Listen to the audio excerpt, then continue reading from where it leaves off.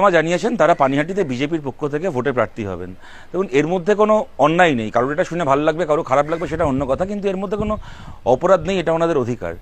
কিন্তু খুব খারাপ লাগলো এইটা ঘোষণা করার সময় ওনারা কতগুলো কথা বললেন, বিশেষ করে অভয়ার বাবা সরাসরি সিপিআইএমকে, বামপন্থীদেরকে অভিযুক্ত করে কতগুলো কথা বললেন, যেগুলো শুনে একটুখানি খারাপ লাগলো। যদিও খারাপ লাগলেও, রাগ হয়েছে বলবো না, খারাপ লাগলেই বলবো, এবং খারাপ লাগলেও পাল্টা কোনো রকম কোনো রূঢ় কথা, কোনো আক্রমণাত্মক কথা আর যাকেই বলি না কেন, এনাদের দুজনকে বলার কোনো প্রশ্নই উঠছে না, সেই কাজ করব না। কারণ এইটা ঘটনা, একটি তার নিজের সন্তানকে, একটি এত অল্প বয়সী একজন মেয়েকে তার যদি এইরকমভাবে হারাতে হয় কোনো বাবাকে, মাকে, তাহলে তাদের সেই যে ট্রমা, সেই যে যন্ত্রণা, সেই যন্ত্রণা যতদিন বেঁচে থাকবেন ততদিন সেই বোঝা ওনাদেরকে কাঁধে বয়ে নিয়ে যেতে হবে। সেই যন্ত্রণায় ওনাদেরকে রাত জাগতে হবে, বারবার রাতে ঘুম ভেঙে যাবে। সুতরাং এই রকম অবস্থায় সন্তানকে হারিয়েছেন যে বাবা মা, তারা যদি দুটো কোনো কথা বলেও থাকেন এমন যে কথাগুলো কিনা আমাদের জন্য খারাপ বা অনুচিত মনে হয়েছে, তার জন্য তাদেরকে পাল্টা আক্রমণ করার কাজ করব না, সেইটা করাটা আমাদের উদ্দেশ্য নয়। কিন্তু হাত জোর করে অভয়ার বাবা মাকে অনুরোধ করছি যে রাজনীতি করবেন করুন, কিন্তু এই কথাগুলো কি না বললেই নয়। এই কথাগুলো বলে আপনার মৃতা, আপনার নিহত মেয়ের প্রতি, তার প্রতিও কি আপনারা জাস্টিস করছেন? তার তার তার প্রতি যে অন্যায় হয়েছিল, যে অপরাধ হয়েছিল, সেই অপরাধের বিরুদ্ধে যারা লড়াই করেছিল, তাদের কি এটাই প্রাপ্য ছিল আপনাদের কাছ থেকে? দেখুন, একটা রাজনৈতিক দলে জয়েন করেছেন, সেই রাজনৈতিক দলের যে রাজনৈতিক বক্তব্য, সেই বক্তব্য এখন আপনাদেরকে বলতেই হবে। এটা পশ্চিমবাংলায় বিজেপির একটা বেশ কয়েকদিন ধরে একটা বক্তব্য যে বামপন্থীরা ভোট কাটছে বলে আমরা ভোটে হেরে যাচ্ছি। যেন পশ্চিমবাংলার মানুষের বা পশ্চিমবাংলার তৃণমূল বিরোধী মানুষের ভোটগুলো বিজেপির বাবা সম্পত্তি, বিজেপি ছাড়া আর কারুর সেখানে কোনো দাবি থাকতে পারে না। অন্য কোনো দল সেই ভোট পেয়ে থাকলে তার মানে আমরা ভোট কাটছি, আমরা ভোট পাচ্ছি না, আমরা ভোট কাটছি। যে ভোটগুলো বিজেপি পাচ্ছে সেগুলো ওরা পাচ্ছে। যে মানুষ বিজেপিকে ভোট দিচ্ছেন সেই ভোটগুলো বিজেপি পাচ্ছে, আর যে মানুষ আমাদেরকে ভোট দিচ্ছেন সেই ভোটগুলো আমরা কাটছি। একই দেশ, একই সংবিধান, সেই সংবিধান মানে বিজেপিও রাজনীতি করে, আমরাও রাজনীতি করি, কিন্তু ওদেরটা পাচ্ছি, আমাদেরটা কাটছি। হয়তো কোনো কারণে বিজেপির বাবা সম্পত্তি ওই ভোটগুলো তারা পেয়েছেন, এটা বিজেপি বলার চেষ্টা করে, এবং নানা রকম একটা ছেদ কথা যে কেন্দ্র ধরে 2021 সালের হিসেব দেখিয়ে বলছে যে এই কেন্দ্রে আমরা এত ভোটে হেরেছি, বামফ্রন্ট ওখানে এত ভোট পেয়েছে, সিপিএম প্রার্থী ওখানে অত ভোট পেয়েছে, ওরা যদি অত ভোট না পেতো তাহলে এই কেন্দ্রে আমরা জিতে যেতাম। দেখলাম অভয়ের বাবাকেও দেখলাম সজল ঘোষের উদাহরণ দিতে। আচ্ছা, আমি বলছি কসবাতে 2016 সালে যে আমরা পরাজিত হয়েছিলাম, 2016 সালে আমরা হেরেছিলাম 10,500 ভোটে, বিজেপি পেয়েছিল আমার যদ্দূর মনে পড়ছে 17,500 ভোট। কোনোদিন এই কাঁদুনি গাইতে যায়নি যে বিজেপি কেন এই ভোটগুলো পেলো, বিজেপি ভোটটা পেলো বলে আমরা হেরে গেলাম, না বিজেপির প্রার্থী না থাকলে আমরা জিততাম। বলতে যাইনি, তার কারণটা হচ্ছে আমি জানি ভাই ভোটে প্রতিদ্বন্দ্বিতা করছি আমরা, লড়লে নিজের জোরে লড়তে হবে, জিতলে নিজের দমে জিততে হবে। যদি নিজের দমে তৃণমূলের থেকে বেশি ভোট না পাই সেক্ষেত্রে হেরে যাব। তার জন্য অন্য দল, একটা সাংবিধানিক অধিকার রয়েছে বিজেপির, এসইউসিআর অধিকার রয়েছে, কংগ্রেসের অধিকার রয়েছে, প্রত্যেকের অধিকার রয়েছে ভোটে দাঁড়ানোর। ভোটে দাঁড়াবেন, তাকে যদি মানুষ ভোট দেয় ভোট দেবেন, যিনি ভোট দেবেন না দেবেন না। তার জন্য আমরা কাটছি, এই করছি, সব কথার মানেটা কি আছে? আমি তো কখনো বলতে যাইনি যে আমি ভোটে জিতে যেতাম যদি না কোনো ওরা যদি বিজেপি যদি ভোটগুলো না কাটতো। এরকমভাবে 2016 সালে আমরা একটার পর একটা কেন্দ্র এরকমভাবে বলে যেতে পারি, কিন্তু এইগুলো তো এই যে আজকে আমি বলছি 2024 সালে অভয়ার বাবা বলছেন, দমদমের উদাহরণ দিচ্ছেন, তাদের যেখানে বাড়ি সেই দমদম কেন্দ্র, বামফ্রন্ট প্রার্থী যদি ভোটগুলো তিনি যে ভোট পেয়েছেন যদি না পেতেন তাহলে সেই ভোটটা যদি বিজেপি পেত, বিজেপি জিতে যেত। প্রথম কথা হচ্ছে বামফ্রন্টের প্রার্থী না থাকলে সেই সব ভোট যে বিজেপি পাবে এটাই বা কোথায় ঠিক হয়েছে আমি জানি না। তর্কের ক্ষেত্রে যদি ধরেও নি, আচ্ছা মুর্শিদাবাদে মোহাম্মদ সেলিম যে হারলেন, বহরমপুরে যে অধীর চৌধুরী হারলেন, বিজেপি তো সেখানে জিতল না, কিন্তু বিজেপি যে ভোট পেয়েছিল, মুর্শিদাবাদে বিজেপি প্রার্থী যে ভোট পেয়েছিল গৌরীশঙ্কর ঘোষ, সেই ভোটগুলো বিজেপি না পেলে, যদি সেই ভোট যদি কংগ্রেস প্রার্থী কি বামফ্রন্ট প্রার্থী পেতেন, তাহলে অধীর চৌধুরী জিততেন, মোহাম্মদ সেলিম জিততেন। তাহলে কোনোদিন শুনেছেন মোহাম্মদ সেলিমকে, অধীর চৌধুরীকে এই ছিচকাদুনেপনা করতে, যে বিজেপি কেন ভোট পেলো তাই আমি ভোটে হেরে গেলাম? রাজনীতি করতে হলে নিজের দমে করতে হবে। অন্যের কাঁধে বন্দুক রেখে খাটিয়ায় বসে অন্য লোক আমাকে কাঁধে করে বয়ে নিয়ে যাবে আর আমি অন্যের কাঁধে চড়ে সিংহাসনে গিয়ে বসবো, এই সমস্ত ছলচাতুরি করে রাজনীতি করা যায় না।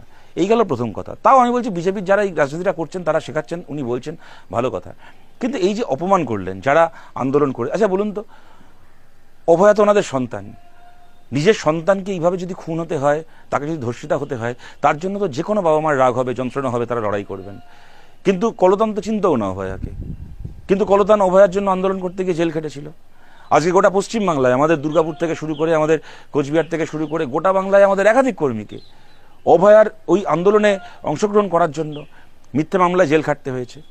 গোটা বাংলাতে, এবং সবাই সিপিআইএম ছিলেন না, আমাদের পার্টির বাইরেও নকশালপন্থী বহু মানুষজন যারা স্বাধীন গণতান্ত্রিক রাজনীতি করেন, হয়তো ব্যক্তি রাজনীতি করেন, তারা কেউ হয়তো সেই অর্থে কোনো দলীয় রাজনীতির মধ্যে নেই, এরকম মানুষজন, এবং কোনোদিন কোনো রাজনীতির সঙ্গে সম্পর্ক নেই এইরকমও কোটি কোটি মানুষ, বিশেষ করে মহিলারা, তারা রাস্তায় নেমে এসেছিলেন। তারা সবাই ধান্দার জন্য করেছিলেন, তারা সবাই রাজনীতির জন্য করেছিলেন।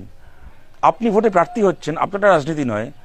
আর যে মানুষটা জীবনে কোনোদিন কোনো রাজনৈতিক মিছিলে যাননি, কিন্তু রাতের পর রাত জেগেছেন জাস্টিস ফর অভয়া স্লোগান দিয়ে, জাস্টিস ফর আরজিকর স্লোগান দিয়ে, তারটা রাজনীতি হয়ে গেল, তারটা অপরাধ হয়ে গেল। আপনাকে ফোন করে বলা হয়েছিল, আপনাদেরকে ফোন করে বলা হয়েছিল সরকারের পক্ষ থেকে যে আপনার মেয়ে নাকি আত্মহত্যা করেছে, সুইসাইড করেছে। বলতে খারাপ লাগছে, আজকে অবধি হয়তো আপনারা জানতেন যে আপনাদের মেয়ে আত্মহত্যাই করেছে, যদি না সেদিন মীনাক্ষী কলতান এবং ডক্টর সুবর্ণ গোস্বামী সহ বাকিরা সেদিন ওই মৃতদেহের গাড়িটাকে না আটকাতো, যদি পোস্টমর্টমে বাধ্য না করতো। আপনাদেরকে ফোন করে যেটা বলা হয়েছিল, যে মিথ্যে কথাটা বলা হয়েছিল সরকারের পক্ষ থেকে, আজ অবধি হয়তো সেই মিথ্যেটাকেই সত্যি বলে আজ অবধি হয়তো নিজের মেয়ের ছবির সামনে দাঁড়িয়ে কাঁদতেন এইটা বলে যে, হ্যাঁ রে মা, তুই আত্মহত্যা করলি কেন, তোর মনে কি কষ্ট ছিল, এত বড় শাস্তি কেন আমাদেরকে দিলি। হয়তো আজ অব্দি নিজের মেয়ের ছবির সামনে দাঁড়িয়ে চোখের জল ফেলে মেয়েকেই অনুযোগটা করতেন, জানতেও পারতেন না যে ছবির ওভার থেকে আপনার মেয়ে বলছে যে বাবা মা বিশ্বাস করে আমি আত্মহত্যা করিনি, আমাকে ওরা মেরে ফেলেছিল, জানতেও পারতেন না যদি সেদিন মীনাক্ষী কলতান সুবর্ণ গোস্বামীরা না থাকতো। আজকে তারা অপরাধী হয়ে গেল। আপনি ভোটে দাঁড়াচ্ছেন, রাজনীতি করছেন, আপনাকে শুভেচ্ছা। তার জন্য এই বাকিদের যারা এই লড়াইটা করলো আপনার সন্তানের জন্য, তাদেরকে এইভাবে ছোট করাটা খুব জরুরি ছিল, খুব বাধ্যতামূলক ছিল, এইটা করতেই হতো আপনাদেরকে। আমাদের মনে নেই, আজ থেকে কয়েকদিন আগে, 2 মাস হার্ডলি হয়েছে, আপনারা মিডিয়ার সামনে বলেছেন শুভেন্দু অধিকারী আমাদেরকে একটা প্রস্তাব দিয়েছিল, আমরা সবাই জানি কি প্রস্তাব।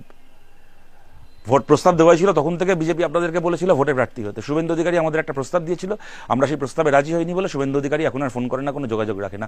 আপনি বলেছিলেন, অভয়ের বাবা বলেছিলেন মিডিয়ার সামনে, ওনার স্ত্রী অভয়ের মা তখন পাশে দাঁড়িয়েছিলেন। যখন ভারতের প্রধানমন্ত্রী মোদী কলকাতায় এসেছিলেন সভা করতে, অমিত শাহ এসেছিলেন, শুভেন্দু অধিকারীরা চেষ্টা করেছিলেন তাদের কাছে নিয়ে যেতে, দেখা করাতে। সিবিআই যখন তদন্তটাকে নিয়ে ছেলে খেলা করছে, সমস্ত অপরাধীকে আড়াল করছে, সঞ্জয় রায় ছাড়া বাকিরা সবাই বেঁচে যাচ্ছে, মোদী অমিত শাহ দেখা করেননি আপনাদের সাথে। আপনারা আক্ষেপ করেছিলেন যে আমাদের সঙ্গে দেখা করলো না প্রধানমন্ত্রী অমিত শাহ। যারা দেখা করলো না তারা এখন ভালো হয়ে গেল, তারা আপনাকে ভোটে প্রার্থী করেছে বলে। আর যারা আপনার মেয়ের জন্য লড়াই করলো, রাতের পর রাত জাগলো, পুলিশের মার খেলো, যে ডাক্তারগুলো এইখান থেকে ওইখান থেকে সেখান ট্রান্সফার হয়ে গেল, অনশন করলো, গোটা পুজো লোকে আনন্দ করছে, আলোয় ঘুরছে, আর কতগুলো ডাক্তার, কতগুলো তরুণ ছেলে মেয়ে তারা না খেয়ে রাস্তায় বসে আছে, হাসপাতালে যাচ্ছে, ট্রান্সফার করে দিচ্ছে সরকার। আজ অব্দি তারা আপনার মেয়ের নামে অভয়া ক্লিনিক চালাচ্ছে, তারা আজকে খারাপ হয়ে গেল।